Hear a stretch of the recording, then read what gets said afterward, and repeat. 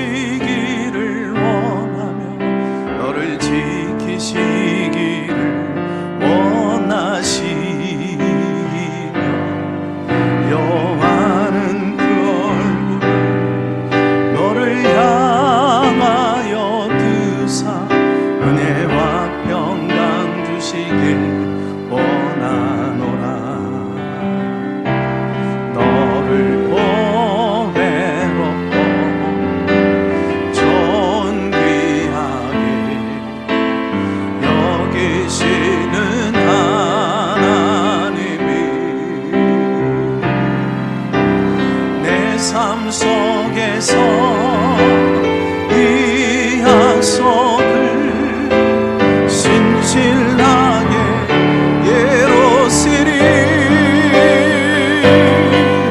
땅에 기름진 것으로 하늘에 신령한 것으로 너를 복 주시고 지키신 하나님이 너의 영혼 잘 되도록 은혜 베푸시며 영광으로 인도하시리. 아멘. 평강의 하나님이 우리의 삶을 이에 일어나 먹고 마시고 그 음식물의 힘을 의지하여 40주 40야를 가서 하나님의 산 호렙에 이르니라. 엘리야가 그곳 굴에 들어가 거기서 머물더니 여호와의 말씀이 그에게 임하여 이르시되 엘리야야 네가 어찌하여 여기 있느냐. 그가 대답하되 내가 만군의 하나님 여호와께 열심히 유별하오니 이는 이스라엘 자손이 주의 언약을 버리고 주의 제단을 헐며 칼로 주의 선지자들을 죽였음이오며 오직 나만 남았거늘 그들이 내 생명을 찾아 빼앗으려 하나이다. 여호와께서 이르시되 너는 나가서 여호와 앞에서 산에 서라 하시더니 여호와께서 지나가시는데 여호와 앞에 크고 강한 바람이 산을 가르고 바위를 부수나 바람 가운데 여호와께서 계시지 아니하며 바람 후에 지진이 있으나 지진 가운데에도 여호와께서 계시지 아니하며 또 지진 후에 불이 있으나 불 가운데에도 여호와께서 계시지 아니하더니 불 후에 세미한 소리가 있는지라. 엘리야가 듣고 겉옷으로 얼굴을 가리고 나가 굴 어귀에 서매 소리가 그에게 임하여 이르시되 엘리야야 네가 어찌하여 여기 있느냐. 그가 대답하되 내가 만군의 하나님 여호와께 열심히 유별하오니 이는 이스라엘 자손이 주의 언약을 버리고 주의 제단을 헐며 칼로 주의 전지자들을 죽였음이오며 오직 나만 남았거늘 그들이 내 생명을 찾아 빼앗으려 하나이다.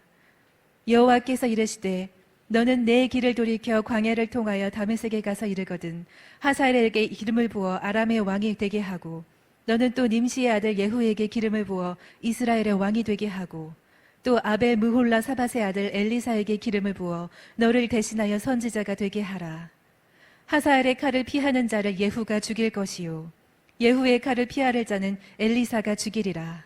그러나 내가 이스라엘 가운데에 7,000명을 남기리니 다 바알에게 무릎을 꿇지 아니하고 다 바알에게 입맞추지 아니한 자니라. 아멘. 우리 앞뒤 좌우 서로 한 번 더 바라보면서 인사 나누겠습니다. 절망을 극복하면서 사십시다. 우리가 세상 살아가면서 참 죽고 싶은 절망감에 빠질 때가 있어요. 오늘 우리는 절망의 고통을 가지고 몸부림치고 있는 한 사람을 만나게 됩니다. 그가 누구일까요? 바로 며칠 전만 해도 갈멜산에서 바알 선지자를 보기 좋게 때려 눕히고 엄청난 승리를 거두었던 능력의 선지자, 영웅 중에 영웅이었던 엘리야였습니다.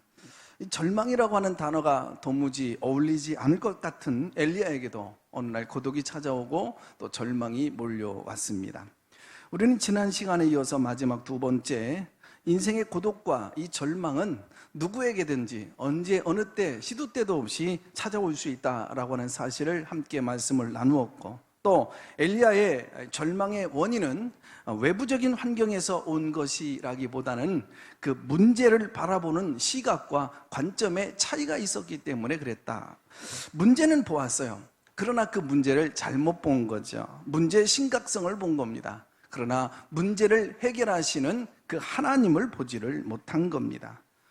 또 이 엘리야의 절망의 원인은 이 엘리야는 한 번의 실패를 영원한 실패로, 부분적인 실패를 전체적인 실패로, 그리고 작은 실패를 큰 실패로, 세상의 실패를 하늘의 실패로 생각한 것입니다. 실패했다고요? 사랑하는 여러분, 이제부터 승리가 펼쳐지게 되어질 줄로 믿습니다. 지난주 마지막에 들려드렸던 예화가 기억나십니까? 동네 꼬마 아이들이 야구를 하고 있었어요. 야구 시합을 구경하고 있던 한 신사가 인류를 지키고 있던 한 아이에게 물었습니다. 지금 점수가 어떻게 되니? 예, 14대 0으로 우리가 지고 있는데요. 신사가 말합니다. 그런데 너는 14대 0으로 지고 있으면서도 전혀 절망스러운 표정이 아니구나. 아저씨, 왜 절망해야 돼요? 우리가 왜 절망을 하죠? 우리는 아직도 한 번의 공격을 하지 않았거든요. 지금까지 엘리야는 14대 0으로 지고 있었습니다. 그러나 보십시오. 오늘 엘리야는 일어납니다. 다시 용기를 갖습니다. 그리고 승리의 길을 걸어갑니다. 고독과 절망이라고 하는 괴물과 싸워서 당당하게 멋있는 승리자로 세워지게 되지요. 오늘 이 예배에 참석한 성도 여러분들에게도 오늘의 이 엘리야의 승리가 여러분의 승리가 되어지기를 주님의 이름으로 축복합니다.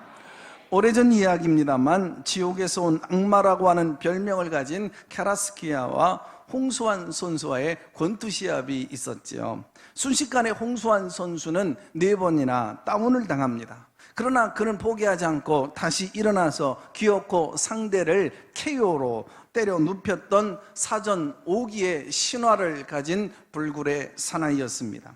이것이 저와 여러분 성도들의 삶의 모습이 되어야 되는 것이지요. 한두 번 실패했다고 여러분 가슴 찢어가며, 그리고 몇 번 넘어졌다고 그대로 주저앉는 것은 하나님의 자녀답지를 못합니다. 하나님의 살아계심을 믿는다면 우리는 그럴 수가 없는 거지요.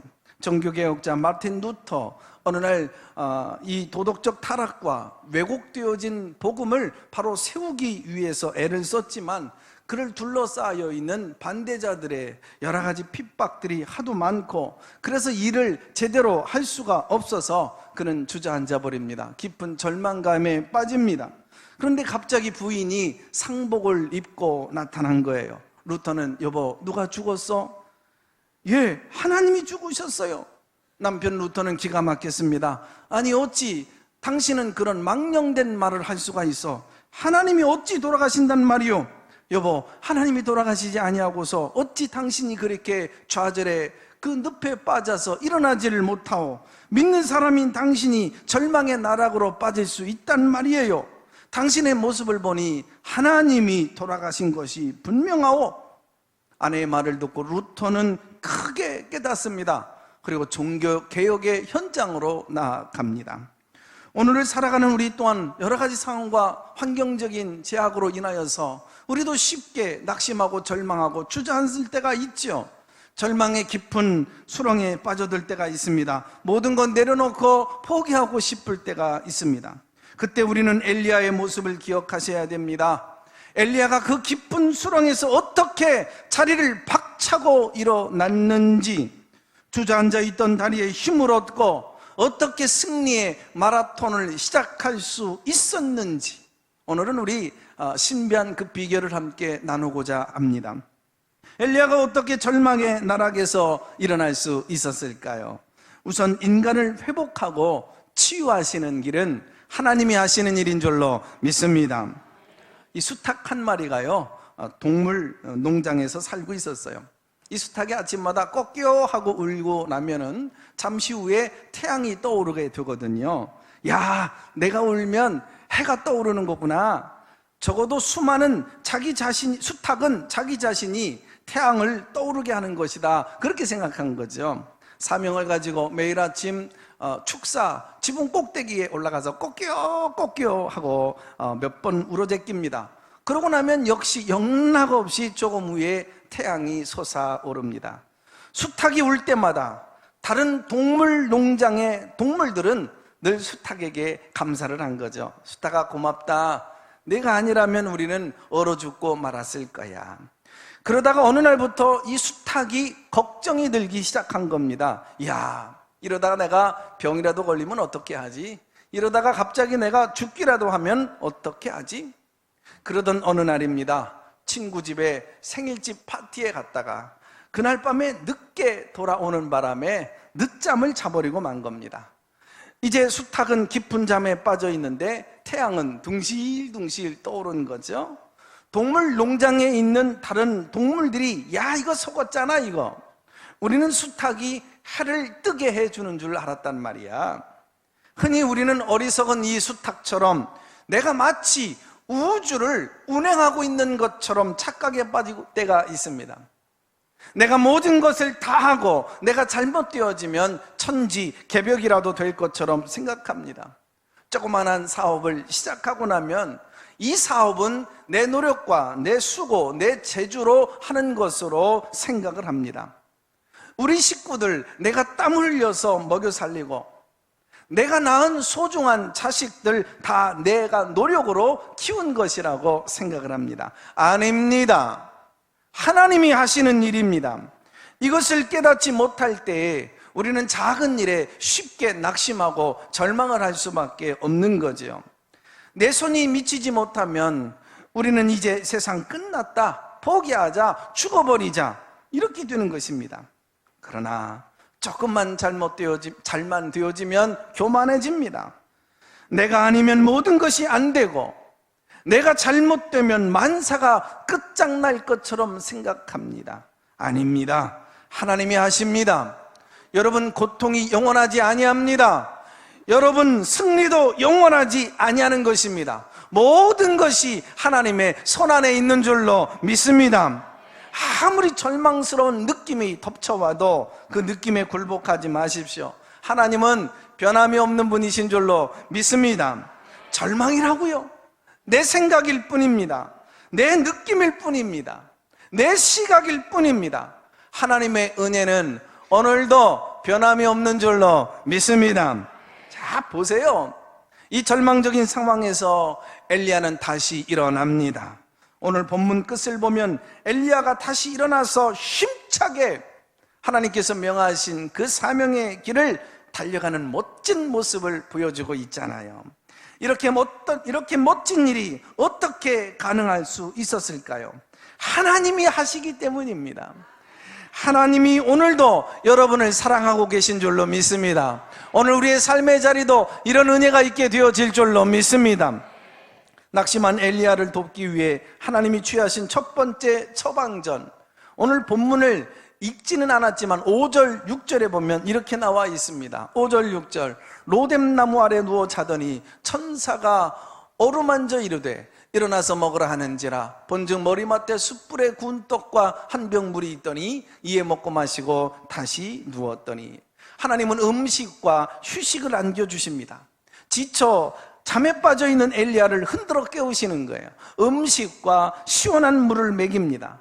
그리고 일장, 연설, 설교부터 하실 것 같은데, 아니면 내 이놈 네가 어찌 이럴 수 있느냐 하고 혼꾸녕 내실 것 같은데 오히려 엘리야의 마음을 어루만져 주시고 계시는 거예요. 엘리야는 지금 실패하고 절망에 빠져서 마음이 아주 딱딱하게 굳어져 있었던 것입니다. 마음의 응어리가 맺힌 채로 깊은 잠에 빠져 있었습니다. 이때 어루만졌다 기록되어져 있어요. 바로 부드럽게 주물러 풀어주었다라는 뜻입니다. 엘리야의 단단하게 굳어진 마음, 응어리 맺힌 마음, 그 답답한 마음, 자기 학대와 하나님에 대한 그 원망으로 굳어진 마음을 하나님은요 어루만져 주시고 주물러서 풀어주시는 거예요. 오늘 이 시간 몸이 굳어진 채 나오신 분 계십니까? 마음의 응어리가 풀어지지 아니한 채 주의 십자가 그늘 앞에 나오신 분 계십니까? 여러분의 영혼이 경직되어져 계십니까? 오늘 이 시간, 이 예배 시간에 우리 주님이 임재하여 주셔서 여러분을 만져주시고 계시는 줄로 믿습니다. 예배 시간마다 찬송의 소리마다 말씀을 경청할 때마다 주님께서 내 앞에 내 가슴 한복판에 지나고 가고 계심을 믿으시기를 바랍니다. 이 시간 손을 내밀어서 주님을 만지시기를 주님의 이름으로 축복합니다. 어떤 책을 읽다 보니까요, 조울증에 걸린 사람이 자살을 시도하다가 응급실에 실려오면은 어떻게 대처해야 하는가라고 하는 그런 대목이 있어서 한번 읽어봅니다. 우리가 가장 먼저 하는 일은 그에게 음식을 주는 일이다. 대체로 고기를 먹인다. 그들은 몸에 축적된 단백질의 양이 낮은 상태로 있다. 그들은 대개 2, 3일을 제대로 먹지 않았고 지냈다. 그들은 단백질의 양이 낮기 때문에 에너지 레벨이 낮고 그렇기 때문에 우울증의 치수가 높아진 것이다. 남자들이요, 직장 생활이 힘들어질 때에 아침에 일어나기가 무겁고 힘이 듭니다. 직장의 간판도 보기가 싫어집니다. 여자분들이 살림살이에 너무 지칠 때 여러분 설거지조차 하기도 싫다고 그러죠. 빨래를 보기도 싫은 것입니다. 남편의 내일을 보더라도 진절머리가 난다고 그럽니다. 남편이 공공이 미워지기 시작하는 거죠. 왜 남편이 미워져야 될 건가요? 미운 건 빨래인데. 그 정도로 여자분들이 살림에 지쳐 있다는 말이에요. 억지로 하려고 하지 마십시오. 집안을 깨끗이 해야만 만사가 형통한 것은 아닙니다. 골치 아픈 일이 계십니까? 낙심되어진 일들이 있습니까? 고통스러운 일들이 있으십니까? 만사가 귀찮으신가요? 모든 일을 완벽하게 하려고 하지 마시고 그저 맛있는 것 잡수시고 푹 쉬시고 주무십시오. 주님께서 어루만져 주시는 시간인 줄로 믿습니다. 하나님은 우리를 회사의 직원처럼 대하시지 아니하셔요. 우리는 하나님의 가족입니다. 예수님을 믿는다라고 하는 것은 하나님의 가족, 그 품 안에 들어가는 거예요. 그래서 하나님은 한 아이가 배가 고파서 우는 그 아이에게 어머니가 한 식탁을 준비하듯이 피곤에 지친 엘리야를 쉬도록 하고 음식을 먹이고 잠을 푹 자게 하십니다. 자, 이어지는 두 번째, 엘리야의 그 절망스러운 모습에서 어떻게 일어나게 하시는가, 그 두 번째 조치 8절에 나옵니다. 이에 일어나 먹고 마시고 그 식물의 힘을 의지하여 40주 40양하를 행하여 하나님의 산 호렙에 이르게 하니라. 여기 호렙산은요, 모세를 불렀던 신의 산을 말하는 겁니다. 엘리야 시대로부터 약 600여 년 전에 하나님께서 그를 부르시고 소명과 사명을 주시고 영광스럽게 하나님이 임재하여 주셨던 그 산, 지금 하나님이 엘리야를 그 호렙산으로 불러주신 것입니다. 아주 특별한 곳으로 하나님이 인도하신 거죠.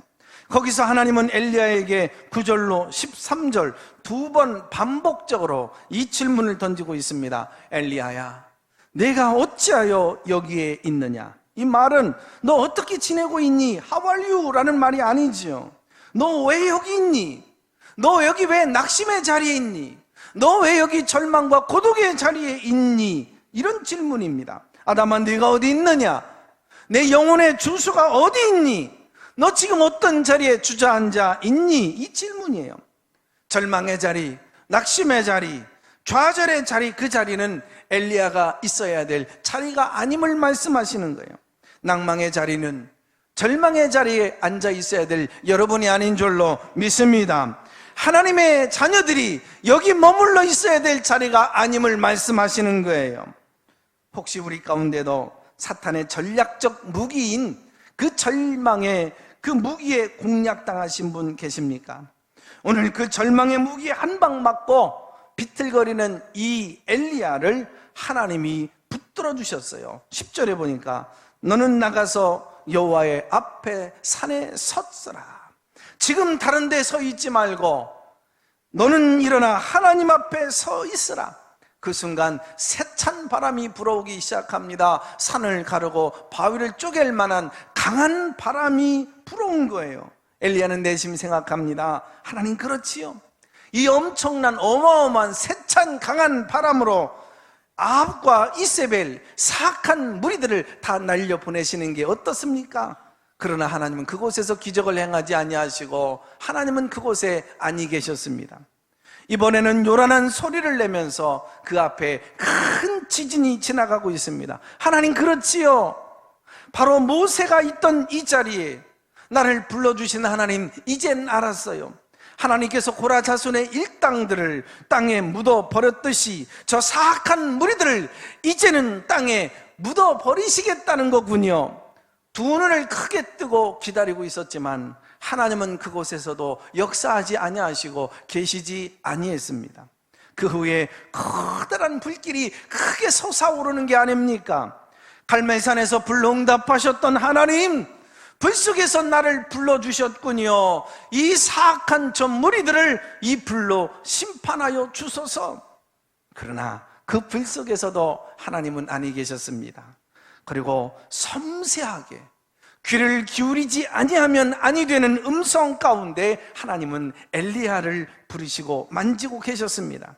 엘리야는 자신의 기대와는 완전히 달랐지만 하나님은 세미한 중에 엘리야를 어루만지고 계셨던 것입니다. 우리는 원수들을 불과 바람으로 심판하고 지진으로 그냥 다 삼켜버리고 묻어버리고 싶었지만 하나님은 오히려 세미한 음성으로 나를 만지고 계신 것입니다. 세상을 뒤엎어버린 것이 아니라 나를 만지셔서 나를 변화시키셔서 나를 바꾸셔서 세상을 바꾸고 세상을 변화시키기를 우리 하나님은 원하셨던 것입니다. 하나님은 요란하게 역사를 운행하시지 않아요. 아침에 태양이 떠오르는데 꽹가리 치르면서 태양이 떠오르던가요? 아침에 이슬이 내리지게 되어지는데 나팔 부면서 지금부터 내가 내려간다 소리 지르면서 이슬이 내려오던가요? 하나님의 역사는 언제나 조용하게 이루어지고 여러분 역사가 진행되어집니다. 하늘에서 불이 떨어져서 제단을 살을 때는 그 어마어마한 위험감에 모든 백성들이 두려워서 하나님을 경배합니다. 그러나 그것은 사람의 진심이 아닙니다. 놀라운 강한 세찬 바람이 불어닥쳐와서 모든 것을 싹 쓸어가게 될 정도의 바람이 불어닥칠 땐 누구나 다 그 위험감에 하나님을 믿겠다고 하지요. 그러나 섬세한 가운데, 은밀한 가운데 세상에 둔탁해진 그 심령들 깨닫지 못할 때에 하나님이 말씀하시고 터치하시기 때문에 우리는 하나님의 말씀을 귀를 기울이기 위하여 내 마음의 문을 열어야 되는 것입니다. 이 세미한 소리 듣지 못하는 것이 바로 우리 신앙생활의 엄청난 위기인 것입니다. 우리가 인생을 살아가다가 낙심할 때도 이와 똑같은 체험을 하는 겁니다. 왜 우리가 낙심을 합니까? 왜 주저앉으십니까? 왜 우리가 인생을 자꾸 포기해버리려고 하는 마음이 듭니까? 왜 우리가 절망의 나락으로 빠져드는 걸까요? 인생의 의미를 잃어버리고 방향을 잃어버리고 여러 번 좌초되어지는 것일까요? 세미한 하나님의 음성을 듣지 못했기 때문입니다. 여러분들이 실패하고 있는 것은 세미한 음성이 들려오지 않은 순간이었던 것입니다. 세상이 아무리 힘들어도 먹고 살기 빠듯해도 고통스러운 인간의 한계의 벽 앞에 부딪혀 있다고 할지라도 강하라, 담대하라, 내가 너와 함께함이라, 내가 너를 붙들리라, 의로운 오른손으로 너를 붙들리라. 이 세미한 하나님의 음성이 들려오면 나는 일어날 줄로 믿습니다. 다시 일어나게 될 줄로 믿습니다. 다시 우리는 얼마든지 용기를 내서 미소를 띄우고 달려가게 되어질 줄로 믿습니다. 오늘도 하나님은 언제나 세미한 가운데 말씀하셔요. 그 세미한 음성이 들리지 아니할 때 내 소리가 커지는 것입니다. 환경의 소리가 커지는 것입니다. 마귀의 소리가 내 귓전에 내 가슴을 휘업하고 내 환경을 짓누르고 여러분 우리가 위협받고 무너지게 되어지는 것입니다. 이 시간 우리의 모두에게 들려오는 조용하고도 세미한 음성에 귀를 기울여 보십시오. 너 왜 여기 있니? 승리의 정상을 향해 달려가야 될 너가 왜 여기에 주저앉아 있니? 너의 실패의 자리에 앉아 있니? 믿으라, 너는 결코 패배로 끝나야 될 존재가 아니다. 지금 그 자리는 너가 있어야 할, 머물러야 될 자리가 아니다. 복된 자리로 가려무나. 하나님이 이 시간 우리에게 말씀하고 계시는 줄로 믿습니다. 엘리야에게 귀한 것을 베풀어 주셨던 하나님, 18절에 아주 귀한 동역자들을 보내주시는데요, 18절을 다 같이 한번 읽어봅니다. 그러나 내가 이스라엘 가운데 7,000인을 남기리니 다 무릎을 바알에게 꿇지 아니하고 다 그 입을 바울에게 맞추지 아니한 자니라. 아멘. 왜 하나님께서 이 말씀을 하실까요?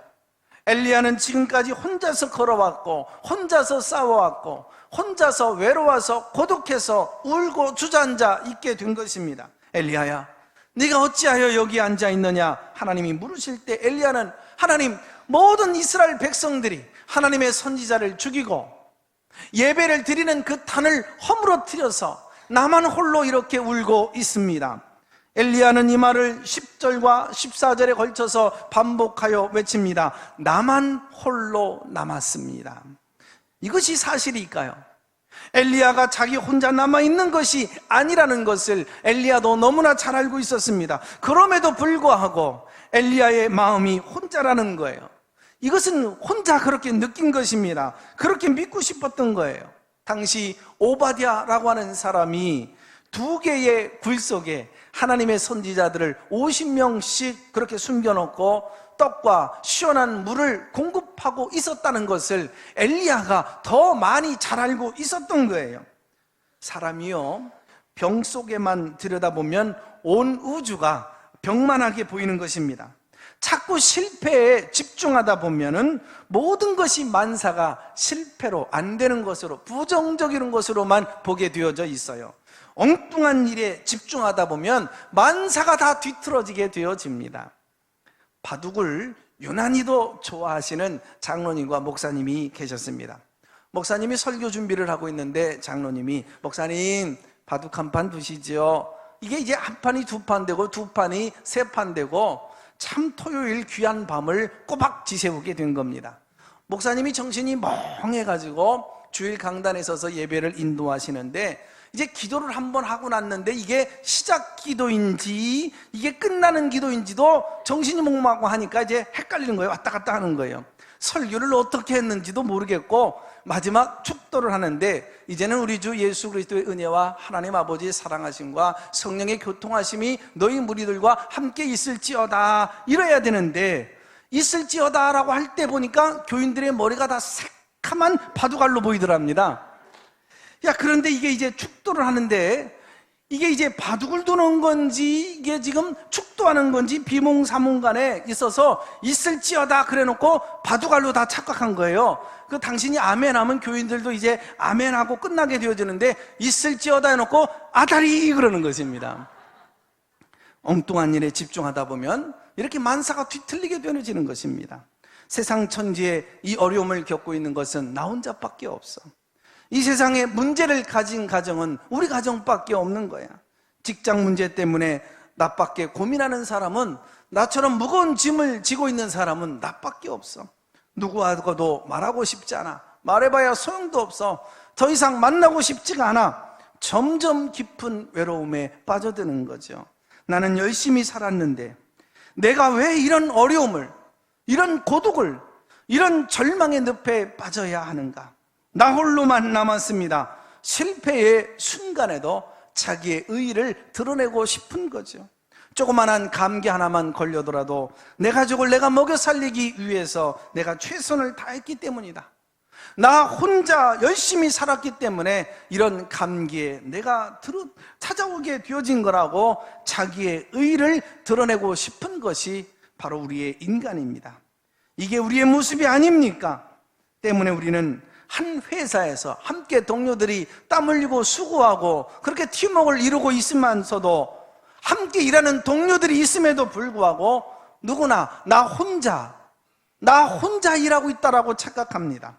부부가 한 방에 같은 이불을 뒤집어 쓰고 지금 있지만서도 혼자라고 생각하는 거예요. 주변에 천사들 같은 소중한 가족들이 있지만서도 혼자 이런 고민을 하고 있다라고 생각합니다. 함께 기도하고 격려하고 서로 붙들어주고 새로 세워주는 소중한 천국 가족들이 내 곁에 있지만서도 나 혼자 신앙생활하고 있는 것처럼 착각에 빠져들고 있는 거죠. 가족이 되고 공동체가 되어진 구역과 선교회 안에서 마음의 문을 닫아 걸고 문을 열지 못하는 사람들이 있습니다. 여러분, 과연 혼자인 것입니까? 여러분이 당하고 있는 문제, 나 혼자만 당하고 있는 것일까요? 아닙니다. 다른 사람들도 똑같은 어려움을 겪고 있어요. 이것보다도 승리에 집중함으로 말미암아 십자가를 짊어지고 기쁨으로 오늘도 달려가고 있는 것입니다. 여러분, 그 문제를 당하고 있는 게 나 혼자만이 아닙니다. 다른 사람들이 먼저 그 문제를 지금 당하고 지금 멋지게 승리의 행진을 계속하고 있는 거예요. 목사들이 목회를 하면서 가장 빠지기 쉬운, 가장 흔한 시험이라고 할까요? 그것은 교회를 이끌어가는 것이 마치 나 혼자인 것인 양 착각에 빠지는 것입니다. 도대체 교인들이 왜 따라주지 않는 걸까? 왜 교인들이 나의 마음을 알아주지 않지? 도대체 왜 헌신을 하는 사람이 없을까? 왜 이렇게 순종해 주지를 않는 걸까? 왜 이렇게 결정적인 헌신을 하는 사람이 없지? 왜 우리 교회는 교회의 주인의식을 가진 사람이 이토록 부족할까? 자기 착각과 자기의 의에 빠져들 때가 있는 것이죠. 가장 무서운 실패의 순간들입니다. 엘리야의 마음이 그랬습니다. 주여, 내가 당신을 위하여 열심히 특심이 올진데 내가 홀로 남았거늘. 나 혼자만 가정 문제 때문에 고민해야 되고, 나 혼자 이 교회의 무거운 십자가의 짐을 져야 하고, 이 세상 모든 사람들은 다 죄의 늪에 불의에 빠져들었는데 나 혼자 의로운 것처럼 빠져들게 되어질 때에 인생은 실패의 나락에 빠져들게 되는 것입니다. 이때 하나님의 응답이 뭐였을까요? 너 말고도 7,000명, 바알에게 무릎 꿇지 아니하는 7,000명의 선지자들을 남겨두었느니라. 착각하지 말라는 얘기입니다. 한없이 많은 사람들이 너를 돕기 위하여, 하나님의 의를 실현하기 위하여 이 땅에 숨겨져 있느니라. 너 혼자가 아니니라. 너의 집에 있는 소중한 가족들이 있느니라. 너와 함께하고 있는 영광스러운 교인들이 옆에 있지 아니하냐. 엘리야 곁에는 엘리사라고 하는 동역자가 있었던 것입니다. 그뿐이 아닙니다. 여러분 기억하십시오. 세상 모든 사람들이 다 내 곁을 떠난다 할지라도 언제나 하나님은 나와 함께하고 계시는 줄로 믿습니다. 세상 모든 사람들이 나를 손가락질하고 조롱하고 비난거리고 여러분 비아냥거리며 혀를 둘레둘레 차고 있다 할지라도 언제나 그 순간에도 내 곁에 서서 나를 붙들어 주시는 능력 있는 팔이 있습니다. 하나님 우리 아버지이신 줄로 믿습니다. 우리는 외칠 수 있습니다. 나는 혼자가 아니다. 우리 아버지가 나와 함께 계신다. 성령의 권능이 나와 함께하여 주신다. 예수님의 이름이, 예수님의 권세가 나와 함께하여 주신다. 그분이 내 안에 계시고 그분이 내 곁에 계시고 내 손을 붙들어 주시고 내 인생의 걸음을 같이 동행하여 주신다. 할렐루야. 사망의 음침한 골짜기로 다닐지라도 해를 두려워하지 않을 것은 주께서 나와 함께하여 주심이라. 할렐루야. 사랑하는 여러분, 그까짓 것 때문에 여러분의 인생 포기하시겠습니까? 그까짓 것 때문에 가던 꿈의 길을 접어버리시겠습니까? 일어나십시오. 주께서 나와 함께하여 주시는 줄로 믿습니다. 하나님 아버지, 엘리야의 절망의 모습을 통하여서 우리의 시각을 교정시켜 주시니 감사합니다. 지금까지 보이던 시궁창이 보이지 않게 하시고 하나님이 준비하신 청사진이 보이게 하여 주시니 감사합니다. 믿음의 분량과 그릇을 키워 주시옵소서.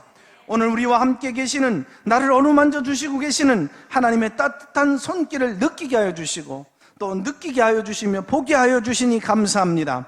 나와 함께하는 나의 수많은 동료들이, 소중한 천사들이 여기 있음을 보게 하여 주시니 감사합니다. 하나님이 붙들어 주시고 다시 일어나게 해 주셨사오니 이제는 뒤돌아보지 않겠습니다. 더 이상 절망하지 않겠습니다. 내 가슴만 찢고 있지 않겠습니다. 이제는 일어나 달려가겠습니다. 지금보다 더 나은 자리로 이끌어 가시는 계획에 순복하겠습니다. 포기하지 않겠습니다. 믿음으로 일어나겠습니다. 주여 내 손잡아 주시옵소서. 함께하여 주시옵소서. 예수님의 이름으로 기도합니다. 아멘.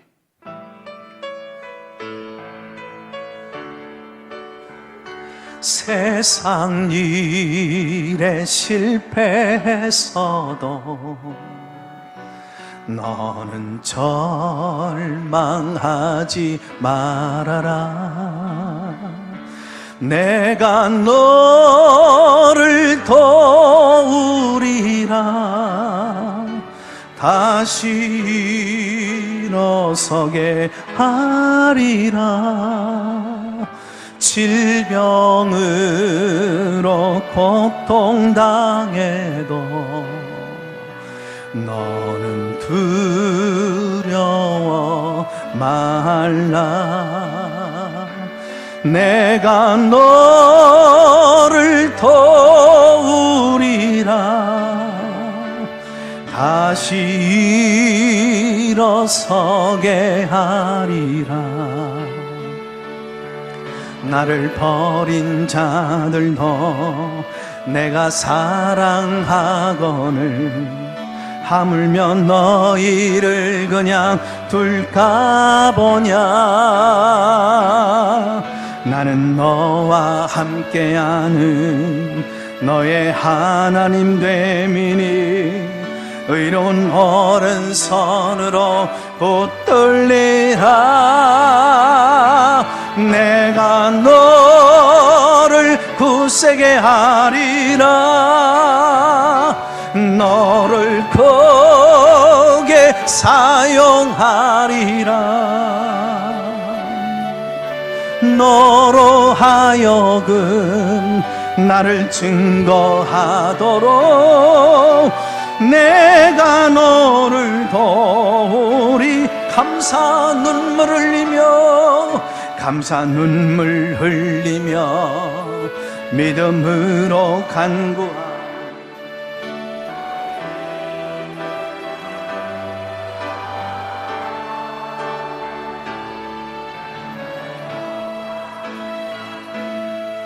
너의 하나님 됨이니 의로운 오른손으로 붙들리라.